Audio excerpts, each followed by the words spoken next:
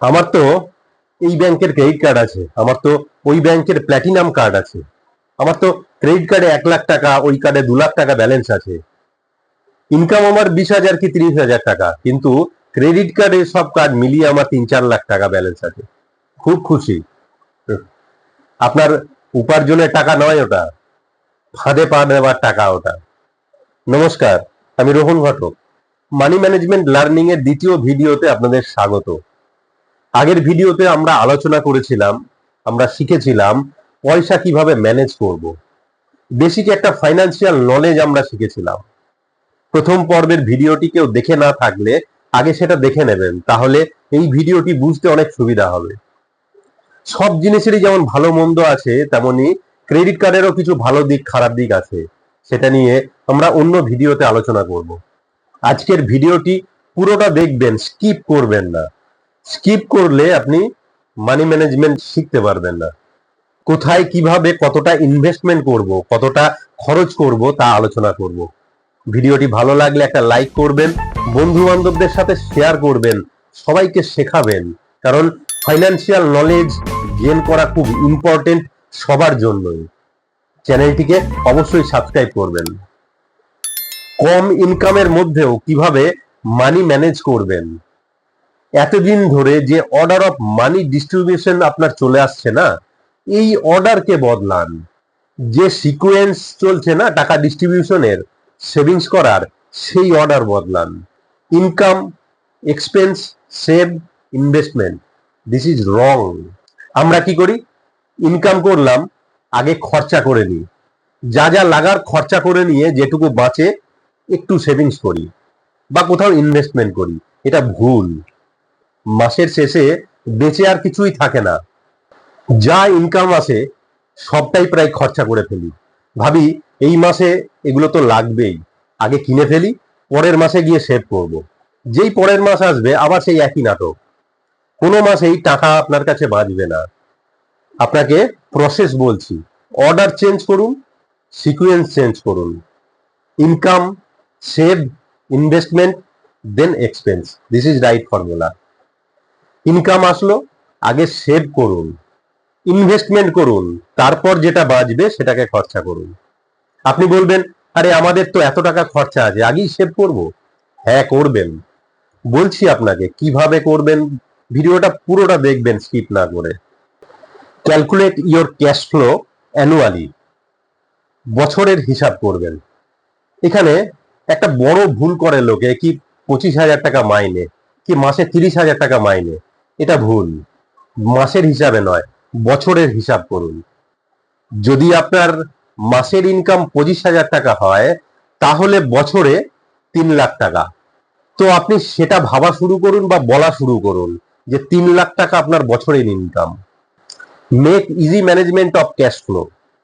আচ্ছা, এই cash flow কি জানেন তো? মানে কত টাকা আসছে আপনার কাছে, কত টাকা যাচ্ছে আপনার কাছ থেকে, মানে কত টাকা খরচা হচ্ছে। বেশি আসছে, কম খরচা হচ্ছে, নাকি যা আসছে সবটাই খরচা হয়ে যাচ্ছে, নাকি যা আসছে তার থেকে বেশি খরচা হয়ে যাচ্ছে। পজিটিভ ক্যাশ ফ্লো মানে যা ইনকাম করছেন তার থেকে কম খরচা করে আপনার কাছে টাকা থাকছে। নেগেটিভ ক্যাশ ফ্লো মানে যা আপনি ইনকাম করছেন তার থেকে বেশি খরচা হয়ে যাচ্ছে। নিউট্রাল ক্যাশ ফ্লো মানে যা ইনকাম হচ্ছে সবটাই ব্যয় হয়ে যাচ্ছে। বছরে যদি হিসাব করেন তাহলে ক্যালকুলেট করতে পারবেন ভালো করে, মাস অনুযায়ী গেলে ঠিক মতো হিসাব করতে পারবেন না, কারণ কোনো মাসে বেশি খরচা হবে, আবার কোনো মাসে কম খরচা হবে। যদি বছরের হিসাব ধরে চলি তাহলে আমরা ব্যালেন্স করে চলতে পারবো। যদি কোনো মাসে বেশি খরচা করে ফেলি তো পরের মাসে কম খরচা করে ব্যালেন্সে আনবো, আবার কোনো মাসে কম খরচা হলে পরের মাসে একটু বেশি খরচা করতে পারবো। You will be able to measure your cash flow positive, negative or neutral at the end of the year. মানে ধরুন বছরে জিনিসপত্রের দাম যেভাবে বাড়ে 6% কি 10%, সেই হারে কি আপনার সঞ্চিত অর্থ বৃদ্ধি পাচ্ছে বা আপনার ইনকাম বৃদ্ধি পাচ্ছে? আজ থেকে আপনার ইনকাম মান্থলি গোনা বন্ধ করুন, বছরের হিসাবে ক্যালকুলেশন করুন স্যার, লাইফ অনেক ইজি হবে। আগের এপিসোডে বলেছিলাম যে কত পার্সেন্ট টাকা আমরা কোন কোন খাতে ব্যয় করব, সেটা সেকেন্ড পর্বে আলোচনা করব। তো এবার সেই পার্সেন্টেজ নিয়ে আলোচনা করব। এটা সম্পূর্ণ আমার দৃষ্টিভঙ্গি থেকে আপনাদের শেখাচ্ছি। অনেকের মত আলাদা হতেই পারে, তবে এইটুকু বলতে পারি, ভিডিওটি পুরোটা দেখবেন, স্কিপ না করে অনেক কিছু শিখতে পারবেন। আপনাদের ফাইন্যান্সিয়াল নলেজ অনেক বাড়বে, আশা করি অনেক উপকৃত হবেন। আপনাদের থেকে আমার এইটুকুই দাবি, ভিডিওটা ভালো লাগলে সবার সাথে শেয়ার করবেন, লাইক করবেন, আর সবাইকে দেখার সুযোগ করে দেবেন।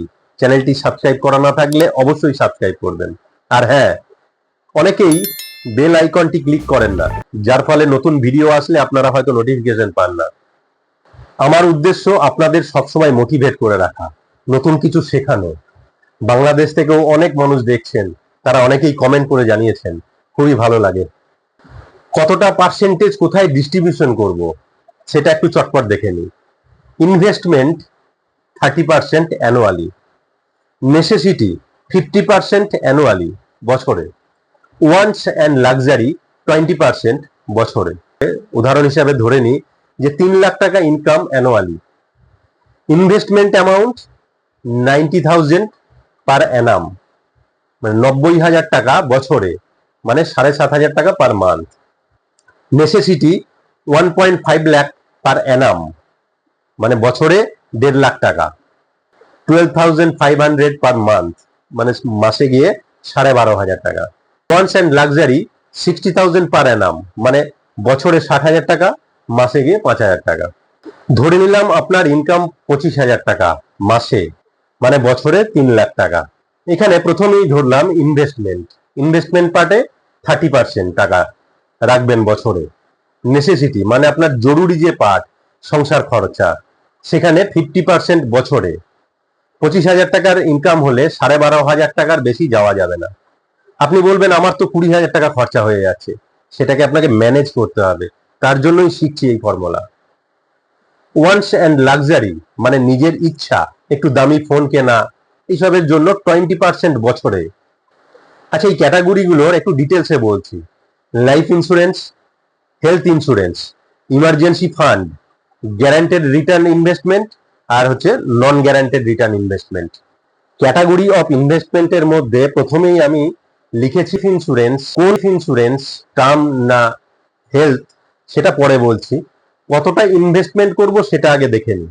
আপনার 30 বছরের যতটা ইনকাম, ততটা আপনার সিকিউর হওয়াটা খুব জরুরি। মানে যদি আপনার কিছু হয়ে যায়, তাহলে আপনার ফ্যামিলি 30 বছর সিকিউর থাকবে।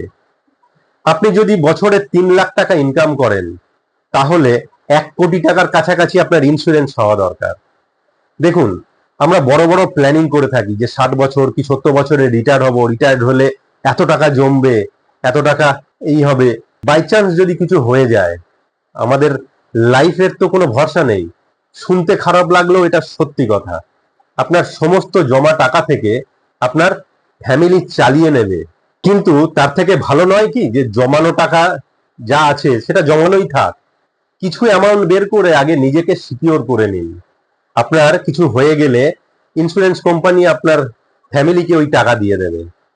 দেখুন স্যার, লাইফ আনপ্রেডিক্টেবল। যেখানেই যা ইনভেস্টমেন্ট করুন, স্টক মার্কেট হোক, মিউচুয়াল ফান্ড হোক, যেখানেই হোক, সব থেকে প্রথমে ইনভেস্টমেন্ট আপনার ফ্যামিলি সিকিউর করার জন্যই হওয়া উচিত। কোন কোম্পানি টার্ম ইন্স্যুরেন্স করবেন সেটা আপনি ভালো করে গুগলে সার্চ করে দেখে নেবেন, কম্পেয়ার করবেন, তারপরেই করবেন। এরপরে health insurance, emergency fund, guaranteed return, non guaranteed return, এগুলোতে আসছি একের পর এক। প্রথমে কি বলেছিলাম, ইনভেস্টমেন্টের পর নেসেসিটি। নেসেসিটির মধ্যে কি কি পড়ছে একবার দেখে নিই। আচ্ছা, নেসেসিটির মধ্যে কি কি আছে? আপনার যে কোনো ধরনের ইএমআই চলছে, ঘরের ইএমআই, গাড়ির ইএমআই, বা অনলাইন ফোন কিনেছেন তার ইএমআই হোক, হয়তো ঘর ভাড়া আছে তার রেন্ট, যে কোনো ধরনের বিল, সেটা ফোন বিল, ইলেকট্রিক বিল, ইন্টারনেটের বিল, যে কোনো ধরনের বিল পেমেন্ট, এগুলো তো আপনাকে পে করতেই হবে। থোড়ি না বাঁচতে পারবেন এগুলো থেকে পে না করে। আচ্ছা, অনেকেই ইএমআই কে ইনভেস্টমেন্ট পার্টে ধরবেন, ঘর নিচ্ছি ইএমআই দিচ্ছি, তো এটা তো ইনভেস্টমেন্ট। যে কোনো জিনিস আপনাকে করতেই হবে, দিতেই হবে বাধ্যতামূলক, সেটা নেসেসিটির মধ্যে পড়ছে।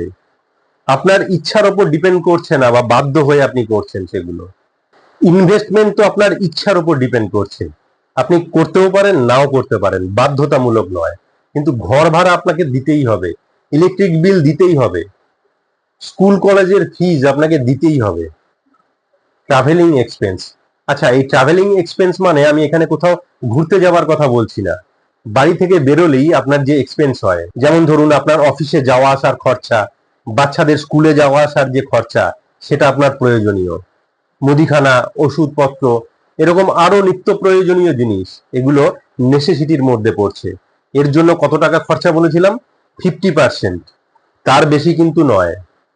এরপর ওয়ান্টস অ্যান্ড লাক্সারি, যেটার জন্য আমরা পাগল হয়ে থাকি, আমাদের ম্যাক্সিমাম টাকাই এই পারপাসে ব্যয় করে ফেলি।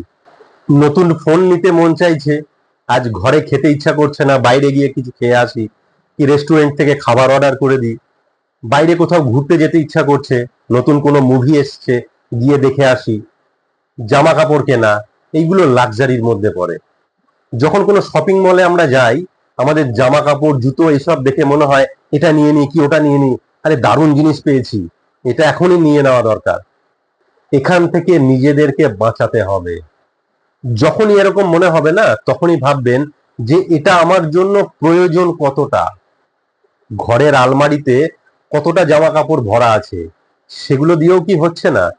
কিন্তু হ্যাঁ, আপনার অফিস যাওয়ার মতো বা বাচ্চাদের স্কুলের ইউনিফর্মের মতো জামা কাপড় আপনার প্রয়োজনীয়তা আছে, তখন কিনুন। কিন্তু তাও 2-4 দিন পরে কিনুন। এইভাবে নিজেকে বোঝান যে 2-4 দিন আরো চালিয়ে নিই, কি 2-4 দিন পরেই কিনবো। এই লাক্সারির জন্য কত পার্সেন্ট খরচা বলেছিলাম? 20%। তার থেকে বেশি একটা পয়সাও নয়। আচ্ছা, এবার আসি সেই প্রথমের ওই ক্যাটাগরি অফ ইনভেস্টমেন্টে। কি কি বলেছিলাম? Life insurance, health insurance, emergency fund, guaranteed return, non guaranteed return. যদি আপনি টার্ম ইন্স্যুরেন্স করেন, 10,000 টাকা বছরে ইনভেস্টমেন্ট করুন, মাসে 800-900 টাকার মধ্যে পড়বে। মেডিকেল মানে হেলথ ইন্স্যুরেন্সে বছরে 15,000 টাকা করে রাখুন, মোটামুটি 10 লাখ টাকার যাতে কভারেজ হয়ে যায়।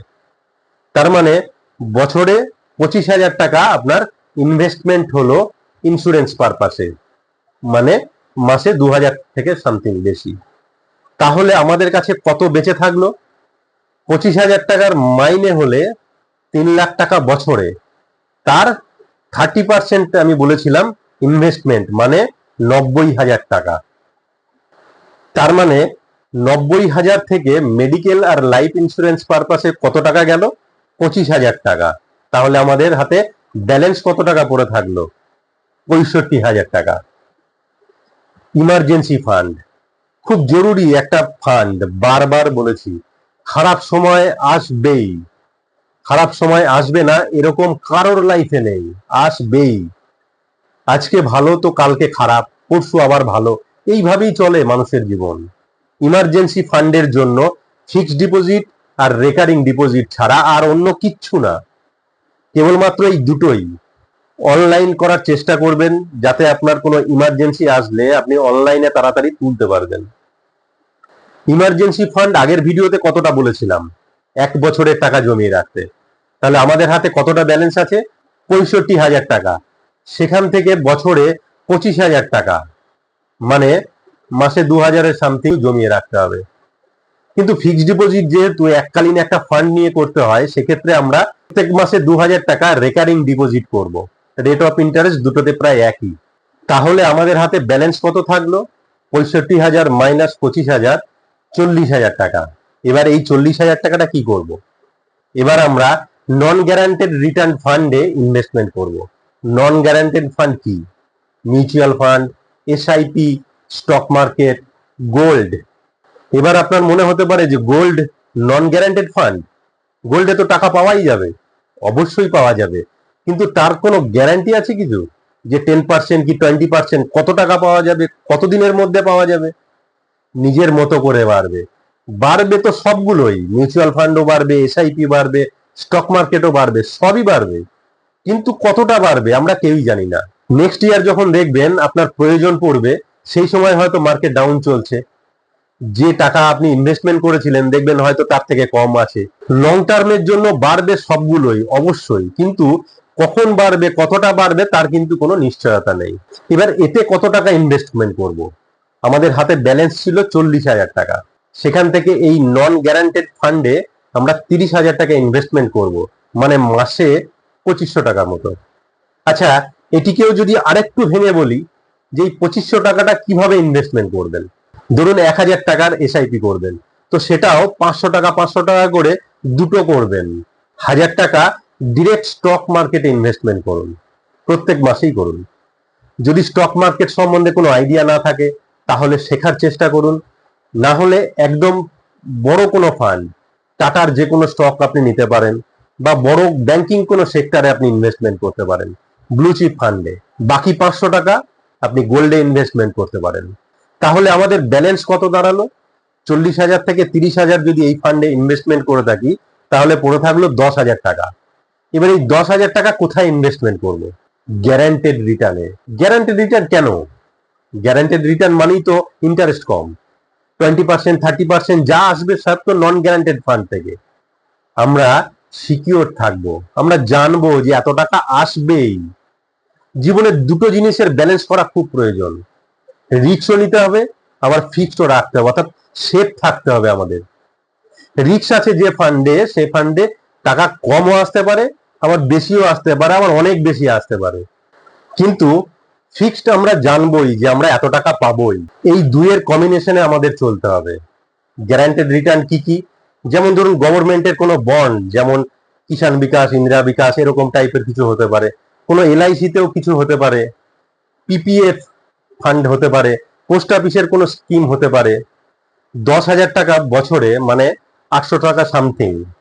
তাহলে 30%-এর সামারিটা একবার দেখে নিই। এই 30% আপনার জীবনে খুব জরুরি।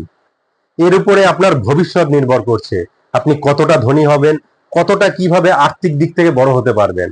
বাকি তো সবটাই খরচার খাতায়। তাহলে লাইফ ইন্স্যুরেন্স 10,000, হেলথ ইন্স্যুরেন্সে 15,000, emergency fund 25,000, non guaranteed fund 30,000, guaranteed fund 10,000। ভিডিওটি এখানেই শেষ করলাম। ভিডিওটি ভালো লাগলে অবশ্যই লাইক করবেন, শেয়ার করবেন আর সাবস্ক্রাইব করবেন। ভিডিওটি দেখার জন্য অসংখ্য ধন্যবাদ।